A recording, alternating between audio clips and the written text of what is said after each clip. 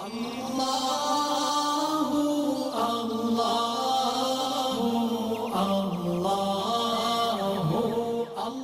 اللہ الرحمن الرحیم یا ایھا الذین آمنوا کتب علیکم الصیام کما کتب علی الذین من قبلکم لعلکم تتقون صدق اللہ مولانا العظیم وصدق رسولہ النبی الکریم الامین ان اللہ وملائکتہ یصلون علی النبی یا ایھا الذین آمنوا صلوا علیہ وسلموا تسلیما اللہم صلی علی سیدنا و مولانا محمد وعلی آلہ واصحابہ اجمعین۔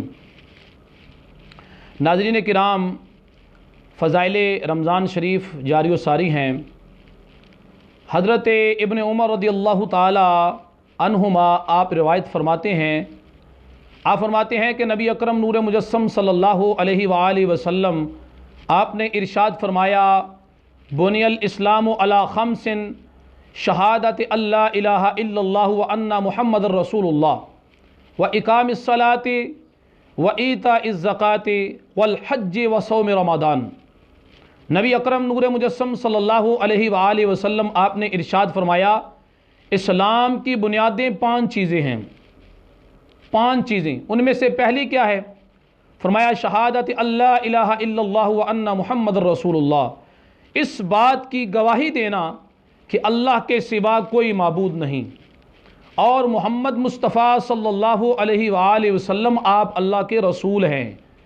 یہ پہلی بنیاد اسلام کی۔ اور پھر فرمایا وَإِقَامِ الصَّلَاةِ، نماز قائم کرنا یعنی نماز پڑھنا، یہ دوسری بنیاد ہے۔ وَإِيتَاءِ الزَّكَاةِ، اور صاحب استطاعت کے لیے زکوٰۃ ادا کرنا۔ والحج، اور صاحب استطاعت کے لیے بیت اللہ شریف کا حج کرنا۔ وصوم رمضان، اور رمضان شریف کے روزے رکھنا۔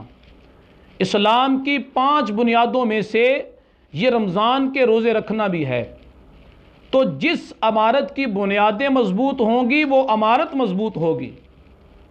اب یہ 5 چیزیں لازم و ملزوم ہیں۔ نماز بھی لازمی ہے، روزہ بھی لازمی ہے، صاحب استطاعت پر زکوٰۃ بھی لازم ہے، صاحب استطاعت پر بیت اللہ شریف کا حج بھی لازم ہے، اور یہ گواہی دینا اس بات کی کہ اللہ کے سوا کوئی معبود نہیں اور محمد صلی اللہ علیہ وآلہ وسلم آپ اللہ کے رسول ہیں۔ یہ 5 بنیادیں ہوئیں۔ ان 5 بنیادوں میں رمضان المبارک کا بابرکت مہینہ بھی ہے، رمضان کے روزے بھی ہیں۔ اللہ اکبر، سبحان اللہ۔ حضرت ابو ایوب انصاری رضی اللہ تعالی عنہ آپ روایت فرماتے ہیں کہ نبی اکرم نور مجسم صلی اللہ علیہ وآلہ وسلم نے ارشاد فرمایا، من صام رمضان ثم اتبعہ 6 من شوال۔ اللہ کے پیارے نبی صلی اللہ علیہ وآلہ وسلم نے ارشاد فرمایا، جس نے رمضان شریف کے روزے رکھے، پورا مہینہ روزے رکھے، اللہ اکبر، اور پھر اس کے بعد شوال کے 6 روزے رکھے، اللہ کے پیارے نبی صلی اللہ علیہ وآلہ وسلم اس کو کیسی بشارت دیتے ہیں؟ آپ فرماتے ہیں کانا کا صیام الدہر، گویا کہ اس نے سارا سال ہی روزہ رکھا ہے۔ اللہ اکبر، سبحان اللہ۔ یعنی کہ جو پورا مہینہ رمضان شریف کے روزے رکھے گا، پھر اس کے بعد شوال کے 6 روزے رکھے گا، اللہ کے پیارے نبی صلی اللہ علیہ وآلہ وسلم نے کتنی بڑی بات کہہ دی، فرمایا کہ اس نے سارا سال ہی روزہ رکھا ہے۔ اللہ اکبر، سبحان اللہ۔ اور ایک روایت میں نبی اکرم نور مجسم صلی اللہ علیہ وآلہ وسلم آپ نے تو یہاں تک فرما دیا کہ اگر لوگوں کو پتہ چل جائے کہ رمضان شریف کیا ہے، یعنی اس کی فضیلت کیا ہے، اس کی خوبیاں کیا ہے، اس کی برکات کیا ہیں رمضان شریف کی، تو اللہ کے پیارے نبی صلی اللہ علیہ وآلہ وسلم آپ ارشاد فرماتے ہیں کہ لوگ یہ تمنا کریں کہ سارا سال ہی رمضان شریف ہو، لوگ یہ تمنا کریں۔ تو اللہ نے ہمیں یہ 1 مہینہ دیا ہے رمضان شریف، 11 مہینے تو باقی ایک سائٹ پہ رہ گئے، یہ 1 مہینہ ہے۔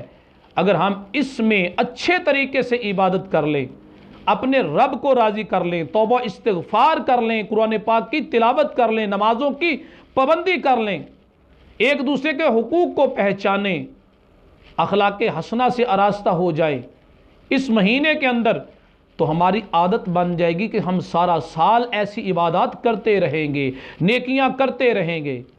تو اللہ کے پیارے نبی نے فرمایا اگر رمضان کی فضیلتوں کا لوگوں کو پتہ چل جائے تو لوگ تمنا کریں کہ یا اللہ سارا سال ہی رمضان شریف ہو۔ اللہ اکبر، سبحان اللہ۔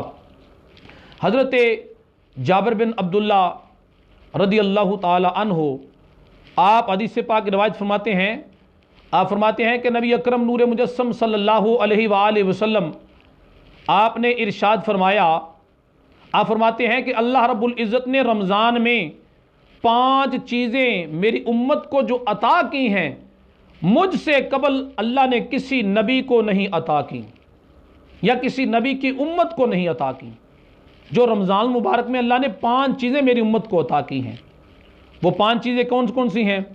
ان میں سے پہلی چیز فرمایا جب رمضان شریف آتا ہے تو اللہ رب العزت ان بندوں کی طرف نظر رحمت فرماتا ہے، اور فرمایا جن کی طرف اللہ تعالیٰ نظر رحمت فرماتا ہے پھر اللہ تعالیٰ ان کو عذاب نہیں دے گا، جن کی طرف اللہ تعالیٰ نظر رحمت فرماتا ہے۔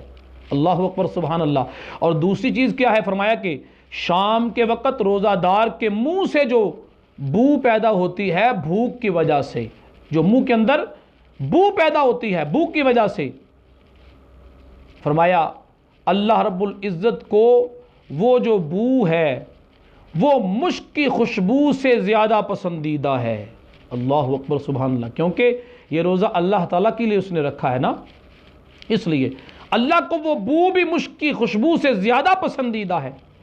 اور نمبر 3 وہ چیز جو اللہ کے پیارے نبی نے فرمایا کہ پہلی امتوں کو نہیں دی گئی، اللہ کے فرشتے صبح اور شام فرمایا ان روزہ داروں کے لیے دعائے مغفرت کرتے رہتے ہیں۔ اندازہ کریں جس کے لیے اللہ کے فرشتے دعائے مغفرت کریں، دعائے بخشش کریں، وہ یقیناً اللہ تعالیٰ اس کو بخش دے گا۔ اور چوتھی چیز، اللہ رب العزت جنت کو حکم فرمائے گا، اے جنت مزین ہو جا، آراستہ ہو جا، سمر جا، خوبصورت ہو جا، پہلے سے بھی زیادہ خوبصورت ہو جا، کیونکہ یہ لوگ مشقت کرتے ہوئے میرے گھر میں میرے کرم میں راحت پائیں گے۔ یہ لوگ مشقت کرتے ہوئے، انہوں نے بھوک برداشت کرنی ہے، انہوں نے پیاس برداشت کرنی ہے، انہوں نے اپنی آنکھوں کی حفاظت کرنی ہے، انہوں نے اپنی زبان کی حفاظت کرنی ہے، انہوں نے اپنے ہاتھ پاؤں کی حفاظت کرنی ہے، انہوں نے اپنے دماغ کی حفاظت کرنی ہے، انہوں نے اپنے دل کی حفاظت کرنی ہے۔ تو فرمایا یہ اتنی مشقتیں برداشت کر کے پھر عبادات انہوں نے کرنی ہے، قرآن کی تلاوت کرنی ہے۔ اتنی فرمایا کام کرنے کے بعد جب یہ اتنی مشقتیں برداشت کریں گے تو فرمایا یہ میرے گھر میں اور میرے کرم میں راحت پائیں گے۔ اور نمبر 5 اللہ تعالیٰ کے پیارے نبی صلی اللہ علیہ وآلہ وسلم آپ نے ارشاد فرمایا کہ جب رمضان شریف کی آخری رات آتی ہے تو اللہ رب العزت ان سب کو جہنم سے آزاد فرما دیتا ہے، ان سب کی بخشش فرما دیتا ہے۔ اللہ اکبر، سبحان اللہ۔ ایک صحابی پاس بیٹھے ہوئے تھے، اٹھ کے کھڑے ہوئے، عرض کرنے لگے یا رسول اللہ صلی اللہ علیہ وسلم، اے اللہ کے پیارے نبی کیا یہ آخری رات جو ہے یہ لیلۃ القدر ہے؟ اللہ کے پیارے نبی صلی اللہ علیہ وآلہ وسلم نے فرمایا نہیں، کیا تم یہ نہیں دیکھتے کہ جب مزدور مزدوری کرتے ہیں، جب وہ اپنے کام سے فارغ ہوتے ہیں تو ان کو اجرت ملتی ہے، ان کو اجرت دی جاتی ہے، تو یہ روزہ دار جب روزے رکھ کے فارغ ہوں گے، سارا مہینہ روزے رکھیں گے، جب آخری رات آئے گی ان روزہ داروں کی تو اللہ تعالیٰ ان کو انعام سے نوازے گا، اللہ تعالیٰ ان کو انعام دے گا روزے رکھنے کی وجہ سے کہ اے اللہ کے بندو جو اللہ نے تمہیں بخش دیا، تمہاری بخشش فرما دی اور تمہیں جنت کا مستحق بنا دیا۔ اللہ اکبر، سبحان اللہ۔ رمضان کی ان بابرکت ساعتوں میں فائدہ حاصل کیجئے، رمضان کی ان بابرکت ساعتوں سے لطف اندوز ہوں، عبادات کریں، قرآن پاک کی تلاوت کریں، صلاۃ و تسبیح پڑھیں، نماز تراویح ادا کریں، اور اپنے جو آپ سے لوگ ناراض ہیں ان کو راضی کریں، اخلاق حسنہ کو اپنا لیں، تسبیحات کریں، نیکی کریں، تقوی و پرہیزگاری کو اختیار کریں۔ یہی تو مقصد ہے اللہ تعالیٰ کا، لعلکم تتقون، فرمایا کہ شاید کہ یہ لوگ متقی اور پرہیزگار بن جائیں، تاکہ یہ لوگ متقی اور پرہیزگار بن جائیں، کیونکہ متقی اور پرہیزگار بننا یہ اللہ تعالیٰ کو پسند ہے۔ یہ اللہ تعالیٰ کا پسندیدہ ہے۔